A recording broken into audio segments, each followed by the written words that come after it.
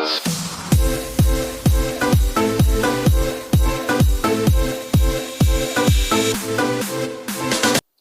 day everyone, I am Cynthia R. Abendan from BSEd Social Studies 2. And for today's video, I am going to tackle about the paradigm shift from teacher-centered to learner-centered teaching, which followed by the topics I will discuss for today, which is the philosophical perspective, the teacher-centered philosophies and its types, and the learner-centered philosophies and also its type. Okay, before I will proceed to the next, let me ask you first about in teaching. Who is the most centered in teaching or in school? Is it a teacher or a student? Okay, in order for you to know more, we have to define this teaching. This topic is about the philosophical perspective, which follow with the teacher-centered philosophies and its type, and the learner-centered philosophies and also its type.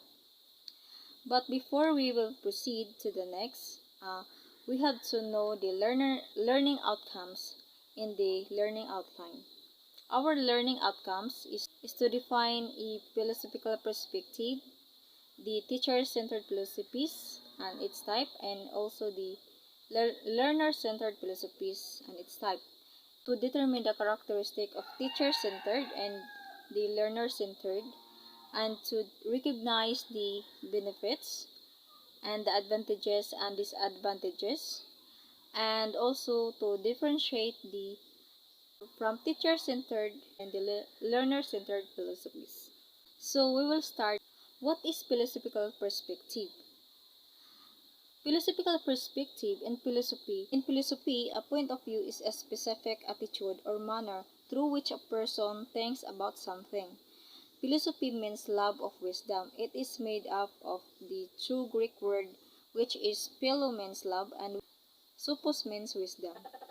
Why philosophical perspective important? So in philosophy, philosophical perspective is important because it helps us express what is distinctive in our views, and it enhances our ability to explain difficult material, and it helps us to eliminate the ambiguities and vagueness from our writing and speech. So philosophical perspective is the learning methods where the teacher and the learner is learned the disciplinary methods.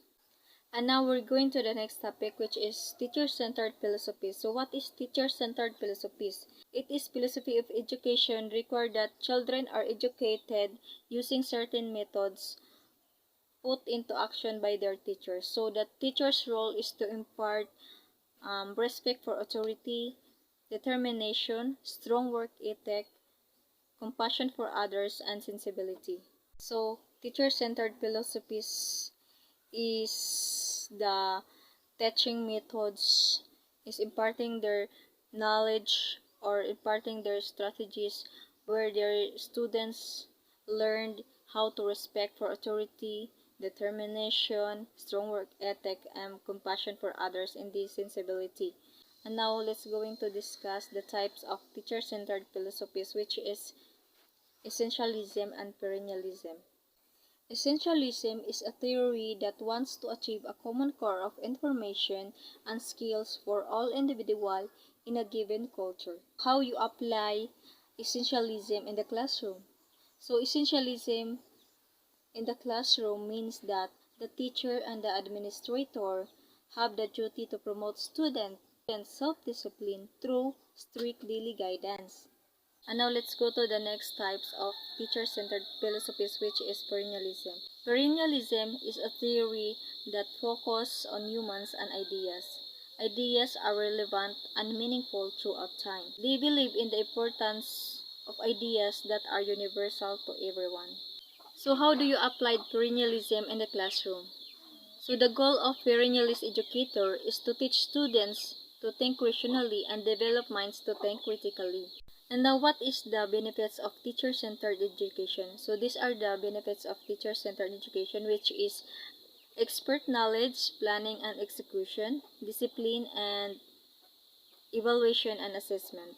The advantages and disadvantages of teacher-centered philosophy. The advantages is teachers control content, time, and activity.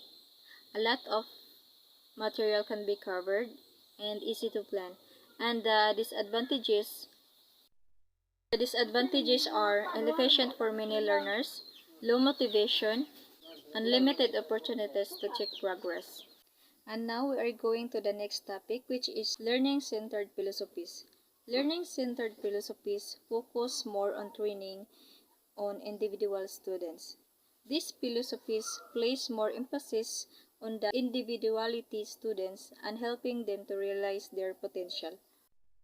For the strategies of teacher-centered philosophies, you as a teacher, you have to motivate your students, convince, and help your students, and you have to deliver how to do well in your class in order for them to motivate to make their activities in school.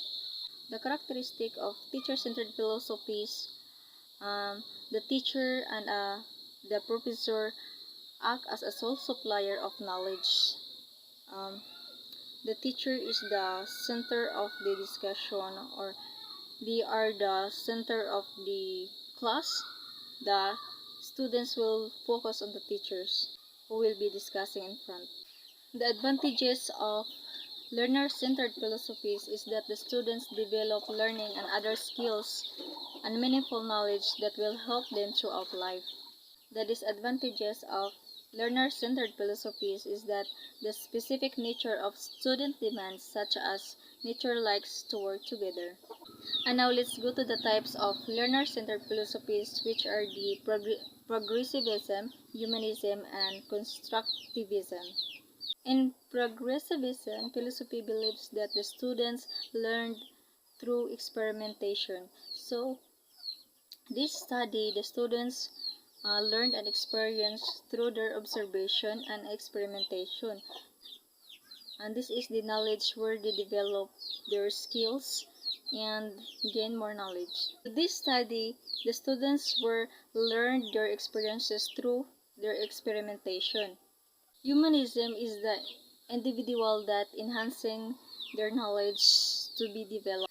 Constructivism is the hands-on learning. So this study, the students able to think twice, find a solution, solving a problem, and the best example for this subject is math subject. The students will be develop their skills and analyze the problem. The differentiation between teacher and learner-centered philosophy is the teacher, whereas the providing knowledge to the students and for the classroom, the teacher's classroom is quiet, and for the students, they are the one who followed by the strictly guidelines for the teacher, and the opposite classroom for the teacher to the students is quiet and busy. And this is the end of my discussion. Thank you for watching, and God bless us all.